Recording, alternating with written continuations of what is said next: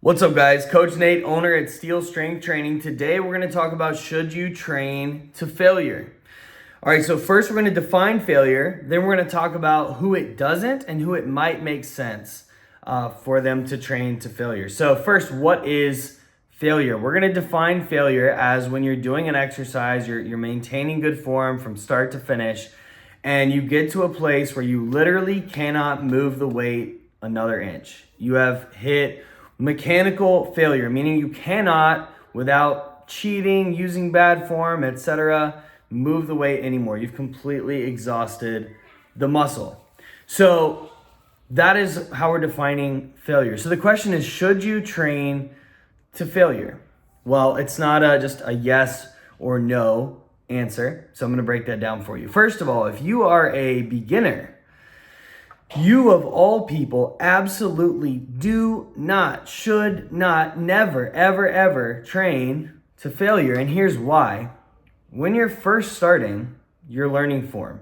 So training to failure is completely unnecessary, which we'll get to in a second. But even if there were benefits, which I don't really feel like there are for beginners, you are learning the movements.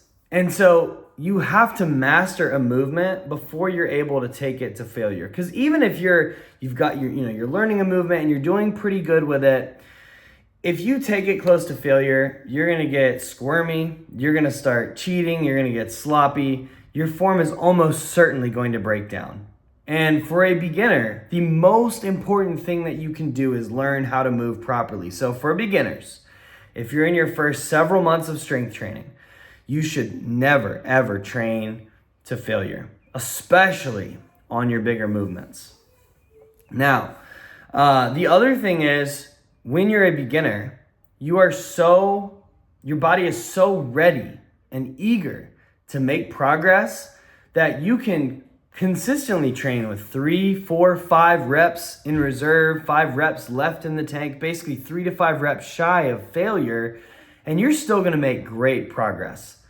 I often joke that you can almost just pick your nose and build muscle when you first start. And I'm not actually suggesting that, so nobody take me literally there. But the point is that you're gonna make progress pretty much no matter what you do. So there's just no reason to train to failure and a whole lot of reason to not when you're first getting started. Now, for the intermediate to advanced, should you train to failure? Well, generally, I think the answer is no.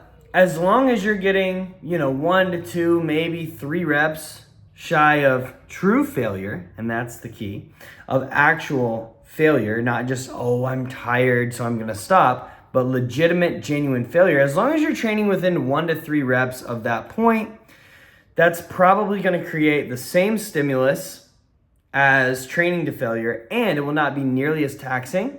So you can either do more sets or you can do the same number of sets, but you can recover faster before your next workout. So generally speaking, I don't recommend training to failure, particularly on your big movements like squats, deadlifts, bench press, a lot of your main lifts, even your other compound movements as well.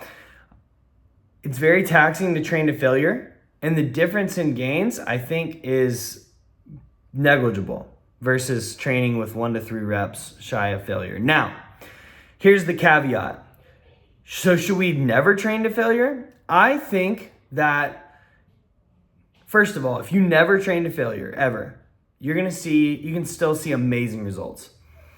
But I will say training to failure, or at least very close to failure, on a lot of your movements, on rare occasions, is really beneficial. Not necessarily because the training stimulus of going to failure is so much greater, but because sometimes you think you've been training close to failure, but you haven't. So we can't really know if you're 1 to 3 reps shy of failure unless you actually hit failure every once in a while. Now, a quick caveat. For our clients, I never like to see them hit failure on squats. I don't want to have to pick somebody up off the floor. I don't want somebody falling to the floor. So I never have people hit failure on squats. Not on a barbell squat, all right, with the bar on your back. If you wanted to do it with like a goblet squat or certainly a bodyweight squat, that sounds painful. But knock yourself out, that's fine. Just for safety reasons, I don't see any reason to do it on a squat. Look, if you can't get a deadlift off the ground, well, that's it. No big deal. If you can't get an overhead press off your chest, no big deal. Bench press, you'd want to make sure you have a spotter. So I would not recommend training to failure if you don't have a spotter. But if you got a spotter, you get plastered, bars stuck on your chest, no big deal. Between you and the lifter, you can get off your chest. So, and then all your other movements, dumbbells, kettlebells, you just drop the weights, no big deal. So I do think training to failure on occasion is very beneficial in that, especially that intermediate stage. So you learn what true failure feels like. Because I think for most people, when they really push it, they find they can do far more reps than they realized. I run into this a lot. I'll see somebody doing, let's say they're doing 3 sets of 8 on bench press and their last couple reps, or, they're slowing down. They're like, oh, it's pretty tough. And I'm like, you know what? On this last one, we're going to do as many reps as you can. And sometimes they'll get, 9, 10, 11 reps. And it's like, okay, that 3x8 was probably a very appropriate weight for you. But sometimes I'll be surprised, they'll be surprised when they get 20 reps on a set to failure. And I'll say, so you might think that you're putting forth a lot of effort with the 3 sets of 8. And I'm not making light of the work that you're doing, but you're not actually anywhere near failure. We could do a lot more.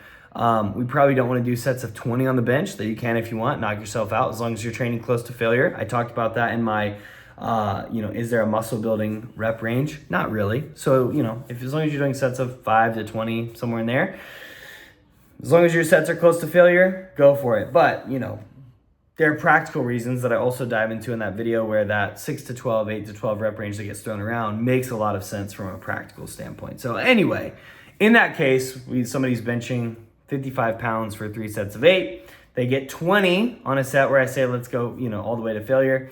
And so next time, hey, we're probably going to use 65, 70, 75 pounds.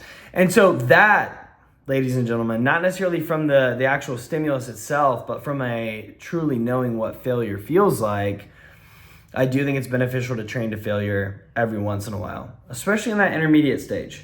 And then I think as you get more advanced, oftentimes we do need more volume or more sets to drive progress. Sometimes we need some more intensity. And so training to failure, this is something you have to experiment. But look, if you're advanced, if you've been training 2 to 5 years, you've realized a lot of your muscle gains, a lot of strength gains. At that point, you're going to know better than I do about what works best for you. You got to experiment with that. So whether you train to failure or not at that point, that's really beyond the discussion of this video. But beginners, never train to failure. Never, never, never, never. There's no reason. Intermediate, on occasion, just so you know what it feels like. So that you can know when you're doing sets of, RPE 7, 8, 9 with 1 to 3 reps in reserve, you're legitimately 1 to 3 reps shy of failure and not just 1 to 3 reps shy of when you feel like you would quit. And then advanced, it's beyond the scope of this video. Might make sense, might not. You have to play around with what works for you beyond that 2 to 5 year mark. So that, ladies and gentlemen, is the answer to the question of should you train to failure.